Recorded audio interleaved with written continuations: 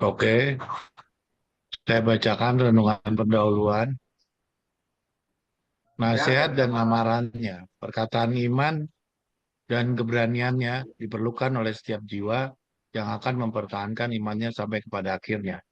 Ibrani 3 ayat 14. Rasul itu berusaha mengajarkan kepada orang-orang percaya betapa pentingnya memelihara pikiran dari mengembara kepada pokok pikiran yang terlarang atau oleh menghambur-hambur tenaga pada persoalan yang tidak penting.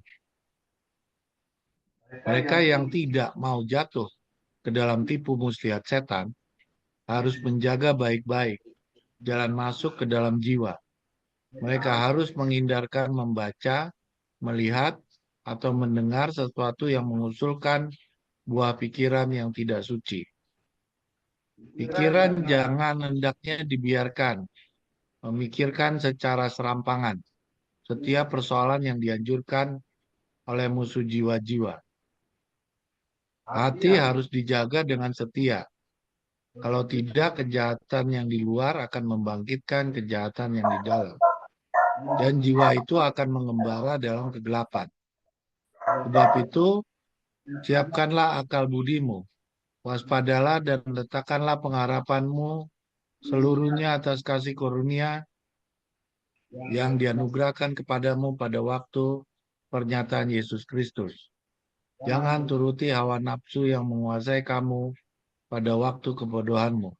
Tetapi hendaklah engkau menjadi kudus di dalam seluruh hidupmu, sama seperti Dia yang kudus, yang telah memanggil kamu, sebab ada tertulis, kuduskanlah kamu, sebab aku kudus. Banyak orang yang mengaku percaya firman Tuhan, tampaknya tidak memahami pekerjaan musuh yang menipu. Mereka tidak menyadari bahwa akhir zaman sudah dekat. Tapi setan mengetahuinya, dan ketika manusia tidur, ia bekerja. Nafsu daging, nafsu mata, dan keangkuhan atau kesombongan hidup menguasai laki-laki dan perempuan. Setan sedang bekerja bahkan di antara umat Allah untuk menyebabkan perpecahan, keegoisan, korupsi, dan kejahatan dari segala jenis memegang teguh atas hati. Melalui banyak orang, firman Tuhan yang berharga diabaikan. Sebuah novel atau buku cerita menarik perhatian, yang menggairahkan imajinasi dilahap dengan penuh semangat. Sementara firman Tuhan dikesampingkan. Jalan dunia biasanya mulai dengan kebesaran dan kesombongan. Jalan Allah adalah menjadikan hari perkara-perkara kecil sebagai permulaan kemenangan mulia dari kebenaran dan keadilan. Kadang-kadang ia melatih para pekerjanya dengan mendatangkan kepada mereka kecewaan dan kegagalan yang datang membayar. Adalah maksudnya supaya mereka belajar menguasai kesulitan-kesulitan. Kita harus menjaga diri terhadap satu penyimpangan dari kebenaran. Karena satu pelanggaran, satu pengabaian manifestasi Roh Kristus membuka jalan bagi satu lagi. Masih satu lagi sampai pikiran dikuasai oleh prinsip-prinsip musuh. Kalau dibangun, roh mementingkan diri sendiri menjadi nafsu yang menganyang yang tak dapat dikalahkan kecuali dengan kuasa Kristus. Testimoni jilid 6 halaman 264 dan 265. Udah ya, habis ya? Oke, jadi kita kembali lagi diingatkan dalam renungan pendahuluan bagaimana kita jangan membiarkan pikiran kita hanyut ya terhadap hal-hal yang sifatnya dijauhkan dari keyakinan kita. Ya, di sini dikatakan bahwa Rasul itu berusaha mengajarkan kepada orang-orang percaya betapa pentingnya memelihara pikiran dari mengembara kepada pokok pikiran yang terlarang atau oleh menghambur-hambur tenaga pada persoalan yang tidak penting. Ya, kalau nanti akan disempurnakan oleh Saudara Ren, yang saya bisa baca di sini, ya karena waktunya sudah dekat, maka kita harus mengontrol pikiran kita kepada hal-hal yang sifatnya adalah kesiapan kita untuk menghadapi kerajaan yang akan datang. Ya, lalu di situ juga disebutkan pikiran jangan hendaknya dibiarkan memikirkan secara serampangan setiap persoalan yang dianjurkan oleh musuh jiwa. Hati harus dijaga dengan setia. Kalau tidak, kejahatan yang di luar akan membangkitkan kejahatan yang di dalam. Dan jiwa itu akan mengembara dalam kegelapan. Sebab itu siapkanlah akal budimu, waspadalah, dan letakkanlah pengharapanmu. Seluruhnya atas kasih karunia yang dianugerahkan kepadamu pada waktu pernyataan Yesus Kristus. Jangan kita turuti hawa nafsu yang menguasai kamu pada waktu kebodohanmu. Tapi hendaklah engkau menjadi kudus di dalam seluruh hidupmu sama seperti Dia yang kudus, yang telah memanggil kamu, sebab ada tertulis, kuduskanlah kamu sebab aku kudus. Ya, jadi kalau di sini seperti yang Saudara Ren sampaikan berkali-kali, waktunya kita sudah dekat, kita harus mengatur pikiran kita, jangan lagi keinginan duniawi, ya itu menjadi prioritas kita. Ya bahkan di bawah tadi bacaan-bacaannya pun ya sudah tidak boleh lagi yang tidak ada berhubungan dengan kerajaan kita baca. Ya di situ bahkan ditulis nafsu daging, nafsu mata, dan kesombongan hidup menguasai laki-laki dan perempuan. Setan sedang bekerja bahkan di antara umat Allah untuk menyebabkan perpecahan, egois, korupsi, dan kejahatan dari segala jenis memegang teguh atas hati. Melalui banyak orang, firman Tuhan yang berharga diabaikan. Sebuah novel atau buku cerita menarik perhatian yang menggairahkan imajinasi dilahap dengan penuh semangat. Sementara firman Tuhan dikesampingkan. Ya, mudah-mudahan ayat renungan ini bisa membuat kita semakin hari semakin bisa melepaskan apa yang tadinya belum bisa kita lepaskan, itu kembali kita kepada mengalahkan diri sendiri. Ya, renungan ini bagus buat saya dan saudara-saudara sekalian, khususnya di tempat saudara Oi kita sekarang berada. Terima kasih.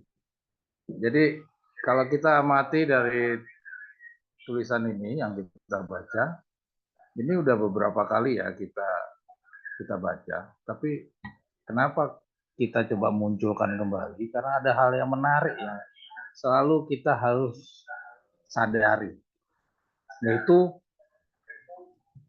kita kalau baca jangan menghambur-hamburkan tenaga pada persoalan yang tidak penting. Mungkin kita udah beberapa kali kita baca, terus harus menjaga baik-baik jalan masuk ke dalam jiwa. Mungkin kita udah beberapa kali kita baca yang berbunyi seperti ini. Tapi ada hal yang sangat perlu kita sadari adalah yang berikutnya. Hati harus dijaga dengan setia. Kalau tidak, kejahatan kejahatan yang di luar akan membangkitkan kejahatan yang di dalam. Ya, nah, saudara-saudara memahami ini enggak? Mari kita renungkan sama-sama. Ya, jadi saudara lihat kejahatan di luar membangkitkan kejahatan yang ada di dalam, dan jiwa akan mengembara ke dalam kegelapan. Jadi artinya di dalam diri kita masing-masing itu ada kejahatan. Dan di sini disebutkan kejahatan itu ada di dalam masing-masing jiwa. Jadi setiap individu-individu itu ada kejahatan. Ya, tinggal kejahatan itu bagaimana dia bisa muncul keluar atau tetap terpendam diam. Ya, sampai kita menang. Ya. Nah, permasalahannya si kejahatan yang ada di dalam ini ada pemicu. Ada pemicunya yang memancing dia muncul ke permukaan. Selama kita tidak menghadiri atau tidak berhubungan dengan pemicunya, mungkin kejahatan itu tidak akan bangun. Kejahatan itu tetap tidur sampai kita menang. Setiap individu, termasuk Abraham, termasuk Daniel, termasuk Yusuf, termasuk Ayub, itu semuanya sesuai petunjuk Nyonya White ini tidak terkecuali semuanya punya kejahatan yang ada di dalam. Ya, nah permasalahannya mari kita baca. Dikatakan hati harus dijaga dengan setia. Kalau tidak, kejahatan yang di luar akan membangkitkan kejahatan yang di dalam. Jadi, bagaimana kemampuan si Daniel menjaga kejahatan yang ada di dalam tidak bangkit? Bagaimana seorang Ayub, bagaimana seorang Yusuf, bagaimana Ibrahim, ya, dia menjaga kejahatan yang ada di dalam dirinya tidak bangkit. Itu karena dia menjaga supaya dia tidak terpengaruh oleh kejahatan yang ada di luar. Nah, permasalahannya kita sampai hari ini, jujur masing-masing termasuk saya pribadi, kita masih berhubungan dengan kejahatan-kejahatan yang berada di luar. Dan kejahatan yang di luar ini membangkitkan kejahatan yang ada di dalam diri kita. Kejahatan yang di luar ini apa? Yaitu karena kita membuka diri. Ya, seperti bangsa Israel. Bangsa Israel itu kita lihat di dalam cerita perjalanan Israel dari keluar dari Mesir, mereka membuka hubungan dengan lingkungan. Ya, dia membuat pergaulan dengan bangsa-bangsa kafir yang mana tidak diizinkan untuk berhubungan. Bangsa Israel dari awal sudah diingatkan untuk memisahkan diri, tapi dia melanggar. Nah, dari pelanggaran itulah maka apa karakter daripada nenek moyangnya yaitu Ibrahim itu tidak ada di dalam dirinya bangsa Israel. Ya, kita tahu Ibrahim juga membuka hubungan dengan lingkungan, tapi dia tidak berbaur dan tidak hanyut di dalam kebiasaan-kebiasaan dan budayanya, pergaulannya. Bahkan malah kita sudah pernah baca Ibrahim itu yang mempengaruhi, bukan dia dipengaruhi. Ya, dia yang mempengaruhi orang-orang di sekitar di dalam pergaulan. Ya, nah ini dia yang dikatakan jangan kita membiarkan kejahatan yang di luar itu membangkitkan kejahatan di dalam. Ini yang kita harus sadari. Dengan keadaan kita sekarang terbuka dan nyata bahwa segala karakter kita yang buruk di dalam diri kita itu akibat dari kita membuka diri berhubungan dengan kejahatan yang ada di luar. Ya, jadi akhirnya kita jadilah seperti ini. Kenapa kita mencintai dosa? Kenapa kita banyak mementingkan diri sendiri? Kenapa kok kita kurang suka membaca? Kita malas membaca. Ya, kita banyak menggunakan pendapat-pendapat sendiri, banyak menggunakan pertimbangan-pertimbangan manusia kita. Kenapa? Karena itu pengaruh dari kita berhubungan, membuka diri dengan kejahatan yang di luar. Ya, jadi renungan ini mengingatkan kita dalam proses pembenahan selama 40 hari. Jadi selama 40 hari kita harus merubah semua kebiasaan-kebiasaan kita yang sudah selama ini kita jalankan. Ya, kita harus tinggalkan semua kebiasaan-kebiasaan kita yang lama. Ya. Nah, yang berikutnya, paragraf yang berikutnya kita lihat. Ini paragraf yang berikutnya ini, kalau kita baca pelan-pelan, ini bukan untuk orang Advent. Ya, paragraf berikutnya ini adalah benar-benar untuk kita. Orang-orang yang mengaku sudah menerima makanan pada waktunya. Yaitu orang-orang yang sudah berada di kelas gandum, bukan lagi di kelas orang-orang yang mau beranjak dari lalang ke gandum. Ini udah pemegang makanan pada waktunya. Mari kita baca pelan-pelan. Banyak orang yang mengaku percaya firman Tuhan, tampaknya tidak memahami pekerjaan musuh yang menipu. Nah, yang dikatakan tidak memahami pekerjaan musuh yang menipu itu adalah orang-orang yang mengaku percaya firman Tuhan. Dalam hal kita belajar Nyonya White dan Victor Utek, yang dikatakan orang-orang yang mengaku percaya firman Tuhan itu siapa? Sejauh yang kita pahami, ya, dikatakan oleh Nyonya White orang-orang yang mengaku percaya firman Tuhan itu adalah kelompok 5 anak darah pintar, bukan 5 anak darah bodoh, karena 5 anak darah bodoh tidak pernah dikatakan oleh Ellen G. White sebagai orang-orang yang mengaku percaya pada firman Tuhan. Walaupun dia mengaku demikian, tapi di dalam pencatatan tulisan tulisan-tulisan Nyonya White ia tidak dikelompokkan sebagai orang yang mengaku percaya kepada firman Tuhan. Jadi jelas kata-kata ini adalah ditujukan kepada kita calon-calon 144 ini. Mari kita baca perlahan-lahan. Ya. Dikatakan tidak memahami pekerjaan musuh yang menipu. Jadi hati-hati nih, kita udah belajar tongkat gembala, kok kita masih belum mengenal pekerjaan musuh. Harusnya dengan kita sudah sampai lebih jauh daripada orang Advent, kita harusnya lebih jauh, lebih tahu ya tentang pekerjaan musuh. Tapi di dalam penjelasan Nyonya White ini dikatakan kita belum mengetahui ya bagaimana pekerjaan musuh itu menipu. Mari kita baca lanjutkan. Mereka tidak menyadari bahwa akhir zaman sudah dekat. Nah, jadi banyak orang-orang ini sudah belajar, tapi perilakunya dia masih membawa kejahatan dari luar dibawa masuk ke dalam, membangkitkan kejahatan yang di dalam. Mereka nggak menyadari bahwa akhir zaman itu benar-benar sudah dekat. Walaupun kita tahu ya time settingnya kapan, kita udah benar-benar tahu. Tapi dalam perilaku kita masih manusia yang lama. Ya, pelajaran renungan pendahuluan ini membangunkan kita di dalam gereja pelajaran 40 hari. Ya.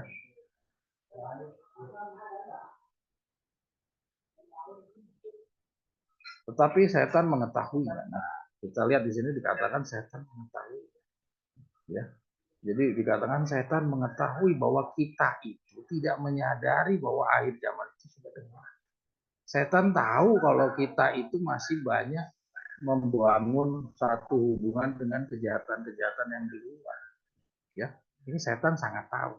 Dan ketika manusia itu tidur, dia bekerja. Jadi ketika manusia tidur di sini bukan tidur maksudnya tidur malam. Ketika manusia itu lengah, ya. Jangan dikira yang lengah ini adalah lalang. Yang dikatakan yang lengah ini adalah orang yang mengaku percaya firman Tuhan. Ya, jadi ingat, jangan dikira kalau kita sudah menerima pekabaran tongkat, kita sudah bebas daripada serangan setan. Salah besar. Malah kita yang menjadi sasaran utama daripada setan. Ya, kita baca baik-baik petunjuknya Nyonya ini karena ini bukan untuk lalang, tapi bagi kita. Nafsu daging, ya. Nafsu daging ini bukan makan daging. Nafsu daging itu maksudnya nafsu keinginan badani kita ini masih pingin kaya, pingin punya ini, punya itu. Jujur kita walaupun sudah mengaku sebagai siswa 40 hari, jujur masih punya mimpi-mimpi. Ya, jangan membohongi diri, itu jujur aja masih ada. Mari kita perjuangkan dalam 40 hari ini, kita pelan-pelan tinggalkan semua. Ini yang dinasihatkan oleh Nyonya White ya. Nafsu mata, kita masih terpengaruh oleh mata kita. Kita membiarkan kejahatan di luar itu membangkitkan kejahatan di dalam. Keangkuhan, masih ada keangkuhan di dalam diri kita. Ya, ingat kembali lagi, ini nasihat bagi orang-orang yang mengaku percaya firman Tuhan. Bukan kepada orang Advent. Jangan bawa ini kepada orang Advent. Ya. Kita terus ya. Dan keangkuhan, kesombongan hidup menguasai laki-laki dan perempuan. Setan sedang bekerja. Bahkan di antara umat Allah. Itu saya hitamkan lagi. Saya yang di zoom-nya enggak. Di sumbernya saya besarkan. Bahkan di antara umat Allah. Jadi petunjuk ini lebih menegaskan lagi, dikatakan bahkan di antara umat Allah, yang tadi di awalnya dibilang banyak orang yang mengaku percaya firman Tuhan, di sini ditegaskan kembali bahkan di antara umat Allah. Ya. Jadi ingat ini di antara umat Allah. Jadi artinya di Advent juga, tapi di umat Allah ini yang difokuskan dari petunjuknya Nyawa ini. Untuk menyebabkan perpecahan. Nah, jadi perpecahan itu terjadi, keegoisan, korupsi, artinya masih ada nih di antara umat Allah. Kejahatan dari segala jenis memegang teguh atas hati, memenuhi banyak orang. Firman Tuhan yang berharga diabaikan. Firman Tuhan diabaikan. Bayangkan ini orang yang ngaku di antara umat Allah. Firman Allah diabaikan. Jadi ada firman Allah yang harusnya dipegang sama dia. Ya, padahal dia udah mengaku percaya firman Allah, tapi ada bagian yang dia abaikan. Sebuah novel atau buku cerita menarik perhatian yang menggairahkan imajinasi dilahap dengan penuh semangat, sementara firman Tuhan dikesampingkan. Sedih tidak? Ini orang-orang yang dikatakan orang-orang yang sudah mengaku percaya firman Tuhan. Harusnya ini tidak lagi ada di dalam orang-orang yang pemegang makanan pada waktu. Tapi ternyata masih ada. Ini petunjuk Nyonya White ini menyadarkan kita. Jangan cuma ngaku-ngaku sebagai orang-orang yang percaya firman Tuhan. Jangan ngaku-ngaku sebagai orang-orang umat. Tapi tingkah lakunya masih sama seperti orang-orang manusia lama. Ya. Nah, ini yang paragraf yang berikutnya kita baca lagi, kita renungkan baik-baik. Kita bandingkan dengan bagian yang paling bawah. Jalan dunia biasanya mulai dengan kebesaran. Ya, di dunia ini itu semua kejahatan, ya, keinginan, ya, kemaksiatan, ya, ke segala macam yang rusak-rusak itu dimulai dari kebesaran dan kesombongan. Jadi dimulai dari kesombongan lah jalan dunia itu. Sedangkan jalan Allah adalah menjadikan hari-hari perkara kecil. Sampai suara saya aja saya kecilin. Ya, jadi berbalik, bertolak belakang 180 derajat. Tuhan, jalan dunia itu mulainya dari kebesaran, kesombongan, kejahatan, semuanya mulai dari kebesaran dan kesombongan. Sedangkan pekerjaan Tuhan dimulai dari perkara-perkara yang kecil. Sebagai permulaan kemenangan mulia dari kebenaran dan keadilan. Jadi 144.000 kita tahu dan kita udah pelajari dimulai dari biji sesawi. Ya. Jadi kita sudah lihat, artinya pernyataan Nyonya White ini sejalan dengan penjelasan Victor Luther tentang biji sesawi yang kita sudah pernah bahas dari amaran sekarang di beberapa itu saya agak lupa. Bisa saudara buka-buka kembali pembelajaran kita beberapa sahabat yang lalu. Ya, jadi kita lihat di sini. Jangan kita pernah berpikir bahwa kita harus jadi orang besar dulu baru kebenaran ini kita mau terima. Kita jadi orang yang yang berkedudukan dulu, atau kita mempunyai harta dulu, atau kita mempunyai satu kedudukan yang nyaman atau keadaan yang tidak semenderita sekarang, baru kita mau belajar. Salah besar. Ya. Salah besar. Jangan pernah kita tempatkan pikiran-pikiran manusia kita yang dipengaruhi oleh jahat yang dari luar itu mempengaruhi cara penilaian-penilaian kita dalam beragama. Ya, di sini dijelaskan, walaupun paragraf ini kecil, sempit, ya, tapi kita bisa pahami bahwa permulaan pekerjaan Tuhan itu selalu dimulai dari hal-hal yang sepele, yang tidak diperhitungkan, yang tidak berharga, ya, yaitu biji sesawi. Jadi mulai dari pekabaran Tokat Gembala, dahulunya bagaimana, mulai juga bagaimana kelompok calon-calon 144.000 ini muncul, itu semuanya dimulai dari hal yang kecil. Sampai juga nanti terkumpulnya 144.000 pun dari seluruh dunia, itu pun juga bagian yang paling terkecil. Ya, kita terus. Kadang-kadang ia melatih para pekerjanya dengan mendatangkan kepada mereka kekecewaan. Ya, dan kegagalan yang datang membayang. Ya, bayangkan itu sakit ya. Kita nggak kepikiran bahwa Tuhan itu akan bekerja melalui kekecewaan dan kegagalan. Kita pikir Tuhan akan bekerja kepada saya ketika saya lagi punya uang, ketika saya punya ini punya itu, wah saya bisa bayar perpuluhan banyak. Bahkan malah ketika saya kecewa, bisa jadi saya nggak bisa bayar perpuluhan. Malah di saat itulah pekerjaan Tuhan itu datang kepada kita. Adalah maksudnya supaya mereka belajar. Saya ulangi, maksudnya supaya mereka belajar. Jadi kita ini pelajar. Jadi kita harus belajar. Sebagaimana seorang pelajar, ya belajar. Belajar menguasai kesulitan. Jadi kalau kita menghindar dari kesulitan, artinya kita tidak mau diajar sama Allah. Adakah saudara-saudara tidak mau diajar? Hindarilah kesulitan. Saudara bergabunglah dengan kenyamanan, ya, ketenangan. Ya, Anda nina bobok di sana, tapi saudara lupa bahwa di sana Tuhan tidak akan memberikan pembelajaran apapun kepada saudara. Kita berada di dalam 120 tahun. Jadi tidak ada dampak apapun yang saudara akan dapatkan kalau saudara beralih mencari kenyamanan, menghindari dari kesulitan. Tidak ada dampak apapun yang saudara dapat. Kita ikutilah petunjuk yang demikian tertulis inilah yang diberikan kepada kita, ya, bahwa kita harus belajar dari kesulitan-kesulitan. Sekarang mungkin kita banyak yang belum merasakan, tapi dengan petunjuk ini diberikan, mempersiapkan kita pada satu hari nanti, kalau ada kesulitan di depan kita, kita harus ingat bahwa ini adalah jalannya Tuhan supaya kita belajar. Tuhan mendatangkan kepada mereka kekecewaan dan kegagalan. Ya, kadang Ia melatih para pekerjanya dengan mendatangkan kepada mereka kekecewaan dan kegagalan. Sekarang kita bandingkan yang di bawahnya. Kita lihat, kita harus menjaga diri terhadap satu penyimpangan dari kebenaran. Satu saja penyimpangan dari kebenaran. Karena satu pelanggaran, satu pengabaian manifestasi Roh Kristus membuka jalan bagi yang lain. Ya, jadi hati-hati, saudara. Jangan pernah kita mencoba menciptakan maaf-maaf. Sekali kita mencoba mencari maaf-maaf, itu akan membuka bagi jalan yang berikutnya. Membuka jalan bagi satu lagi.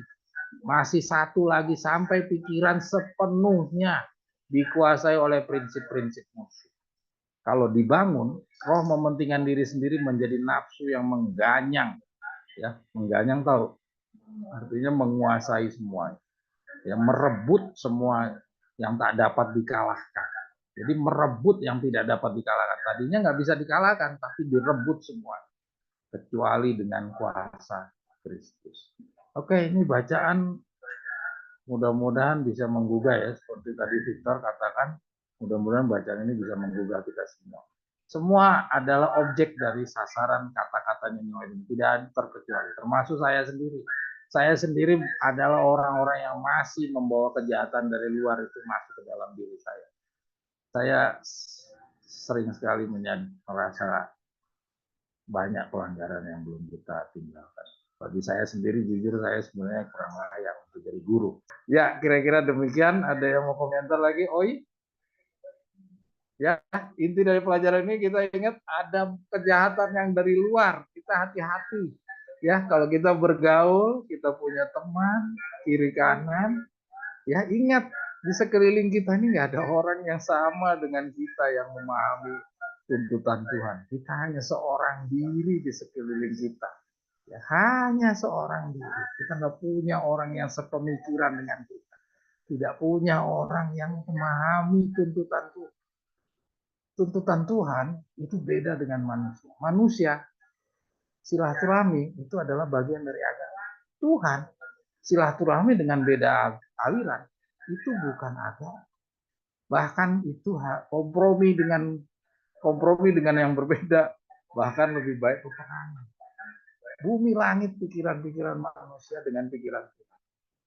Kita nggak punya teman, kita seorang diri. Ya, kita seorang diri. Jangan pernah saudara berharap saudara itu nanti ada yang mengingatkan. Ada yang memperingatkan seperti kita di sekolah, ayo Tio, Tian, berangkat sekolah besok lebih pagi ya, ini hari ini telat. Itu ada yang mengingatkan. Atau misalnya nggak bikin PR, ya, misalnya nilai ujiannya jelek, ada yang mengingatkan. Ya, di zaman Israel masih ada Musa yang mengingatkan. Di zaman rasul-rasul ada Yesus yang mengingatkan rasul-rasul. Di zamannya Nyonya White ada Ellen G. White yang masih bisa mendampingi. Di zaman Victor ada Victor. Di zaman kita seorang diri. Kita seorang diri. Ya. Hanya kita yang harus mendidik diri kita sendiri. Kita berada di dalam 120 tahun. Kita nggak punya teman, nggak punya guru, nggak punya siapapun yang menyadarkan, bangun, woi, kamu belum baca hari ini, ayo baca. Kamu masih melanggar, kamu masih berhubungan dengan dunia luar, kamu masih melakukan ini, melakukan itu. Kemarin Oi ngasih ke kita, kamu masih makan keju. Itu kita masih punya teman, masih untung. Ya, tapi bisa bayangkan kalau orang sendirian kayak Mario Orara di Jerman, si Stella ada di Australia, seorang diri yang ngingetin Stella siapa? Ya, yang ngingetin si Mario Orara di Jerman siapa? Kalau bukan dirinya sendiri, ya, dirinya sendiri bisa tahu dari mana? Dari baca. Kalau nggak mau baca, ya nggak pernah tahu dan tidak ada yang beritahu. Ya, itulah sulitnya kita jalan-jalan 140. Ya, hati-hati, kejahatan di luar itu selalu membangkitkan kejahatan kita yang di dalam. Jadi kejahatan yang di dalam ini biarkanlah selalu diam, ya, tidak bangun. Mari kita berjuang sama-sama melalui pembacaan renungan ini. Terima kasih. Silakan, mungkin ada yang mau komentar. Cok, Ya, Stella silakan. aku lihat nih kutipan yang tadi Enco bagiin ya, mikir gini. Di zaman Nyonya White itu dia bisa nulis ada di paragraf-paragraf yang atas mengenai apa yang kita baca, apa yang kita lihat, apa yang kita dengar. Terus ada juga dia menggunakan kata korupsi.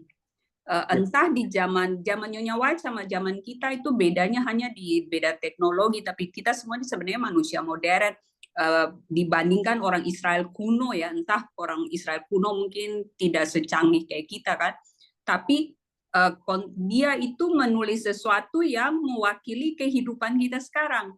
Kita Betul. itu membaca zaman sekarang, mungkin orang bilang, oh sudah tidak baca buku lagi, nggak baca novel, tapi kan akses kita baca semua yang online. Kemudian apa yang kita melihat apaan, lihat tetangga, nonton orang, lihat YouTube, lihat drama Korea, lihat Netflix. Itu sesuatu yang itu kan bagian hidup kita, apa yang sekarang kita lakukan.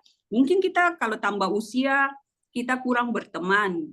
Teman mungkin jadinya cuma satu orang, malah mungkin nggak ada teman. Aku orang tidak suka berteman, tipe yang suka sendiri gitu. Tapi media kita hidup di zaman kita itu, aku tadi baca Nyonya White ini dia tidak sadari kami hidup zaman kita ini, itu media kita hidup boleh sendiri, tapi kita hidup di dalam dunia teknologi yang menghabiskan waktu kita, yang kejahatannya tuh datang dari media-media seperti ini.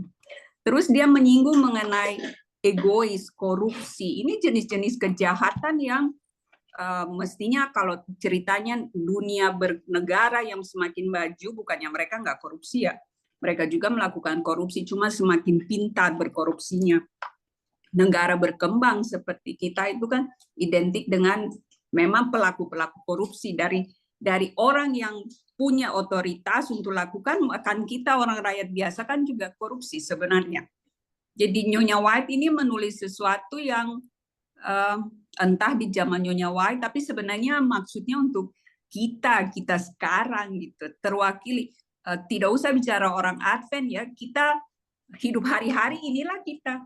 Kita pelaku yang membaca, kita pelaku melihat, kita pelaku mendengar, kita pelaku egois, kita pelaku korupsi, itulah kita. Ya, itulah Stella. Nah, jadi renungan ini menggugah kita. Ternyata kita yang ngaku salah, ngaku-ngaku pemegang makanan pada waktunya. Kita pun masih orang-orang yang kemarin-kemarin juga. Ternyata hanya sebuah pengakuan. Jadi inilah makanya kenapa kok Tuhan perlu menambahkan pendidikan 40 hari. Karena Yesus punya keluhan sama seperti yang tadi Stella omong. Ya, Yesus sudah capek-capek 3,5 tahun. Ternyata hasil akhirnya hanyalah orang-orang yang cuma ngaku. Ya, ternyata masih punya mimpi-mimpi, ingin punya kedudukan, masih berantem satu sama lain. Bukan Yudas, kita nggak usah bicara Yudas. Kita bicara yang lain. Jadi artinya mereka ini nggak siap. Kita mungkin berjuang untuk tidak jadi Yudas, kita berjuang untuk jadi yang lain. Tapi jangan lupa, kita berjuang bukan hanya untuk jadi siswa-siswa 3,5 tahun. Kita sekarang harus jadi siswa 40 hari. Ya. Ingat saudara-saudara sekalian, siswa 40 hari. Jadi tulisan-tulisan ini tujuannya untuk menggugah kita. Ada perjuangan yang belum selesai. Belum selesai bagi orang yang sudah mengaku menerima makanan pada waktu, belum selesai perjuangan saudara. Masih ada yang harus diperangi, dan itu perang yang paling tersulit. Karena Anda harus perangi diri Anda sendiri. Anda harus jadi orang lain, bukan diri Anda yang kemarin. Ya. Ada yang mau komentar? Mario Rara, kayaknya pusing-pusing ini. Nggak cocok udara Indonesia.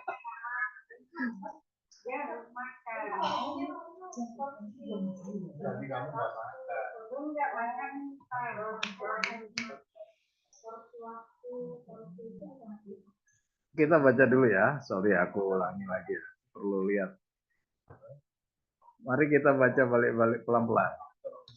Korupsi ini kita punya waktu mudah-mudahan cukup ya. Ini pelajaran kali ini benar aku menggugah semua pemikiran kita semua. Yang dahulu kita cuma baca sekilas begitu aja, kita coba baca perlahan-lahan. Kita baca perlahan-lahan.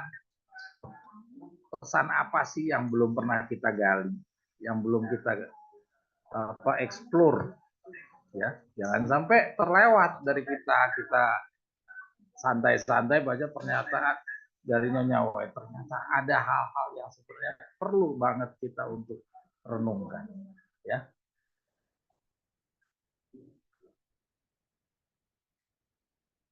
Oke, kita coba lihat nih korupsi tadi ya. Aku kok. Nah, bahkan di antara umat Allah. Ana boleh ditunjukkan, Ana ya hostnya ya. Ya, Ana tolong ditunjukkan yang korupsi tadi ya. Ya, ada permintaan dari OI, kita coba bahas tentang korupsi tadi. Stella juga ya. Kita lihat di sini, keegoisan, korupsi dan kejahatan dari segala jenis memegang teguh atas hati. Ya, banyak orang yang mengaku hidup menguasai laki-laki. Setan sedang bekerja bahkan di antara umat Allah. Nah, jadi setan sedang bekerja bahkan di antara umat Allah. Jadi artinya dia bekerja juga di dunia, ya. Ya, dia juga bekerja juga di dunia, tapi juga bahkan dia juga bekerja di dalam umat Allah. Jadi apa yang dia pengaruhi orang-orang di dunia untuk saling gontok-gontokan, rebutan kedudukan, rebutan apalah, egois itu kan mau mengungguli orang lain ya, merebut segala kekuasaan lah segala macam ya. Terus korupsi itu ada di luar, ternyata segala hal yang jahat-jahat di luar itu juga ada di antara umat Allah ya. Ini yang dijelaskan oleh Ellen G. White. Jadi kita bukan orang yang istimewa, bukan berarti kalau udah mengaku percaya firman Tuhan itu kamu benar-benar jadi orang yang extraordinary. Enggak, kamu juga masih orang yang kemarin. Ya itu dia, ini yang di tulisan ini kita disadarkan. Kamu jangan sombong, jangan rasa diri kamu udah punya kebenaran terus kamu merasa beda. Enggak, kamu juga masih orang-orang yang diserang sama setan, dan serangan setan pun kejatuhanmu juga kejatuhan orang dunia. Jo, itu kalimat sebelumnya tuh Jo, setan sedang bekerja bahkan di antara umat Allah untuk menyebabkan perpecahan. Ini konteks perpecahan ini perpecahan apa nih Jo? Kalau udah calon grup yang terakhir taruhlah ini perpecahan tidak bicara organisasi ya? Bukan, Stella. Jadi kalau kita bacanya itu dia bilang bahkan di antara umat Allah, artinya dia lakukan perpecahan di dunia. Ya, ada perpecahan ya, satu negara itu akhirnya ada perang saudara segala macam. Itu pun juga diterapkan kepada umat Allah gitu. Jadi ada perpecahan, ada keegoisan di dalam umat Allah, sebagaimana di dunia ada orang-orang yang egois, kepentingan diri sendiri. Ada korupsi di dunia, ya, di pemerintahan-pemerintahan, di kantor-kantor, ya. Ternyata di dalam umat Allah juga ada yang korupsi. Ada kejahatan dari segala jenis memegang teguh atas hati. Jadi artinya kejahatan yang di luar itu juga masuk ke dalam kejahatan kita di dalam, ya. Jadi benar-benar kejahatan di dalam itu terpancing keluar gara-gara kejahatan yang di luar, ya. Kira-kira mungkin begitu, ya. OI untuk korupsinya kita lihat sama aja. Jadi artinya jangan pernah ngaku kita umat Allah terus kita merasa diri extraordinary, beda. Sama. Selama kamu masih cuma ngaku, kamu itu sama sebenarnya sama orang luar. Cuman bedanya orang luar itu Yeskel nanti 7 bela, kamu itu Yeskel 9. Ya, kira-kira demikian. Mungkin inilah ya yang kita harus renungkan, dan kita harus sadari jangan pernah bermimpi kita jadi orang besar dulu untuk baru belajar. Kalau kita berpikir seperti itu, kembali lagi itu adalah hasil dari kejahatan di luar, di bawah mata yang membangkitkan kejahatan kita yang di dalam. Kejahatan bukan berarti selalu kejahatan yang mencuri, merampok. Kejahatan itu cukup buah-buah pikiran orang dunia kita bawa ke dalam budaya-budaya berpikir beragama kita bawa, itu sudah kejahatan dari luar.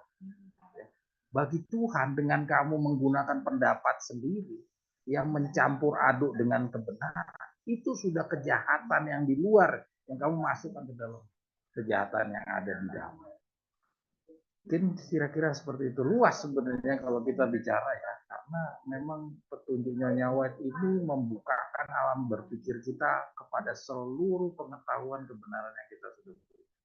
Ya, semua harus dibangkitkan pengetahuan-pengetahuan. Karena semuanya satu sama lain saling berhubungan, tidak berdiri sendiri. Oke, ada lagi?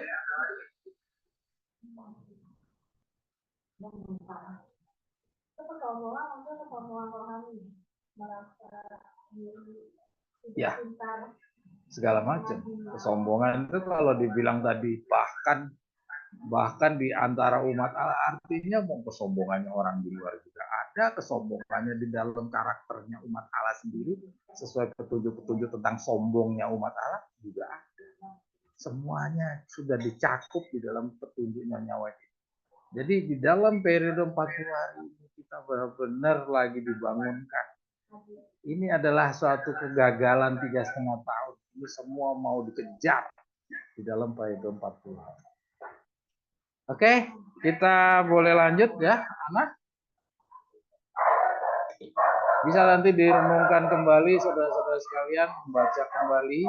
Ya, nanti ada di Google Drive, ada di website juga. Silahkan Anda renungkan semuanya, kaitkan dengan kebenaran-kebenaran yang sudah saudara ketahui dan sudah saudara pelajari. Ya.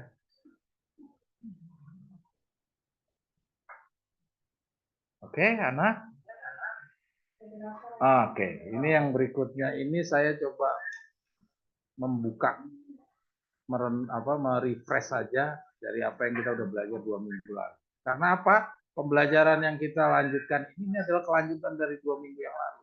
Ya, ini saya coba gerak cepat aja ya. Mungkin nanti bisa dibuka sendiri. Kita coba lihat.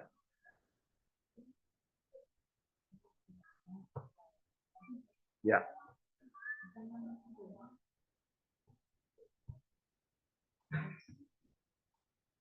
Mana tadi? Ya. Saudara-saudara sekalian, 2 minggu yang lalu kita sudah mempelajari ada pola kebenaran Kristus yang disampaikan itu kita dapatkan. Yaitu pola kebenaran Kristus itu kita pahami ya terkait dengan pelajaran pembangunan dan reformasi dan mengenai hal-hal yang akan datang, kita tahu bahwa ternyata bagaimana Tuhan menyampaikan kebenarannya, yaitu kebenaran firman Allah, amaran dan petunjuk, itu harus ada kebenaran contoh. Ya. Harus ada kebenaran contoh. Jadi kalau kita bicara firman Allah, kita bicara amaran, kita bicara petunjuk, itu harus ada kebenaran contohnya, yaitu kemarin kita ambil contoh dari pengalamannya Ibrahim. Ya. Juga untuk hal-hal yang akan datang, sebuah perkara atau peristiwa itu harus ada ayat atau nubuatan. Itu yang kita kemarin dapatkan ya. Kemarin kita ambil dari pengalamannya Ibrahim. Ana boleh geser.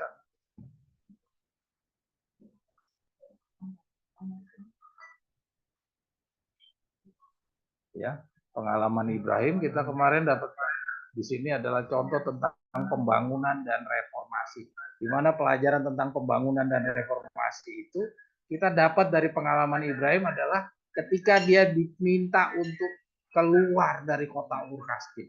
Tujuannya apa? Kita baca yang ditamkan. Tujuannya adalah agar supaya Allah dapat melayakkan dia bagi tugasnya yang besar sebagai pemelihara hukum-hukum yang suci. Jadi supaya si Ibrahim ini bisa dia layak bagi tugas yang besar sebagai pemelihara hukum, ia harus disuruh keluar dari negerimu dan dari kaum keluargamu. Jadi dia juga terpisah dari keluarganya, bahkan dari keluarganya sendiri, dari rumah bapamu. Jadi artinya kayak kita ini disuruh keluar dari rumah kita. Kita disuruh berpisah dengan keluarga kita yang dari kita sejak lahir. Kalau kita punya keluarga yang berbeda, iman, kita disuruh keluar. Bayangkan ini. Ini satu jalan Tuhan untuk apa? Untuk melayakkan Ibrahim. Jadi Ibrahim ini bukan berarti dia bapak orang percaya terus dia tidak mempunyai pengalaman buruk seperti kita. Potensinya tetap sama. Dia juga punya kejahatan-kejahatan yang di dalam. Dan untuk supaya kejahatan di dalam itu tidak bangkit keluar, sama Tuhan dibawalah Ibrahim keluar dari kota Ur-Kasdim. Ya, Ibrahim harus dipisah dari pergaulan masa kanak-kanaknya, itu kita baca ya. Pengaruh kaum kerabat dan sahabatnya akan menghalangi latihan-latihan yang akan Tuhan berikan kepada hambanya itu. Jadi kalau kita sebagai contoh daripada para pekerja-pekerja yang Tuhan akan pakai, terutama kita adalah calon-calon buah-buah pertama, ya, maka semua petunjuk ini harus kita lahap, ya, dan kita harus hidupkan.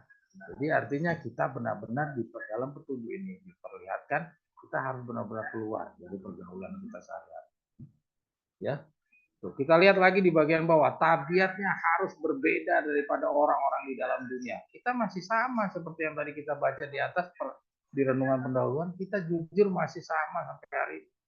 Inilah di dalam periode 40 hari ini kita disuruh berjuang. Ya, kita tidak lagi disuruh berjuang untuk mengenali kebenaran karena kita sudah tidak bisa dipungkiri itu harus menjadi bagian dari kita. Sekarang bagian kita adalah melaksanakan. Bukan lagi dituntut untuk menerima kebenaran. Itu harusnya sudah lewat daripada masalah itu. Kita bagian sekarang adalah melaksanakan. Kita karena sejauh ini hanya mengaku. Kita belum sepenuhnya melaksanakan. Ya, oke. Kita loncat lagi yang kemarin juga kita diperlihatkan tentang pengalaman contoh lagi dari kota Sodom dan Gomora, ya, tentang anak-anaknya Lot. Jadi kita lihat waktu itu kita tidak lagi diperlihatkan tentang pengalamannya Sodom dan Gomora, tapi yang ditunjukkan kepada kita dari pelajaran pembangunan dan reformasi adalah kota Zoar. Jadi anak-anaknya Lot ini adalah orang-orang yang sebenarnya udah luput. Tapi dari pelajaran ini menyadarkan kita bukan berarti kita sudah luput, sudah selesai. Ya, kita ini adalah orang-orang yang masih berpotensi untuk jatuh. Ya, kita lihat ujian itu nggak ada selesai-selesainya ya. Ujian itu masih jalan terus sampai kita benar-benar dinyatakan lepas. Jadi jangan kira kita kalau udah lewat, oh udah. Kemarin tahun 1991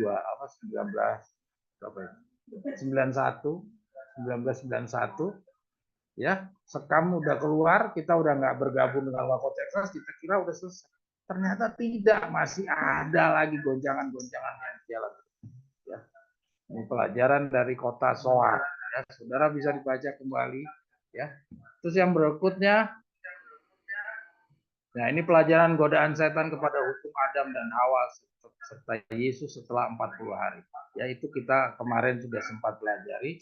Ada 3, ya.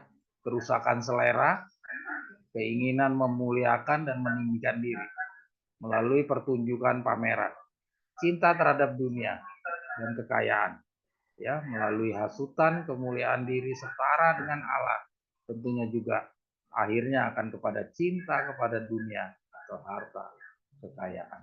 Ya, pelajaran yang keempat ini akan kita bahas pada kesempatan ini. Ya, ini adalah kelanjutan dari pembelajaran kita yang lalu. Jadi ini adalah paket pembelajaran kita tentang pembangunan dan reformasi. Ya, ini paket pembelajaran kita tentang pembangunan dan reformasi. Ana boleh lanjutkan.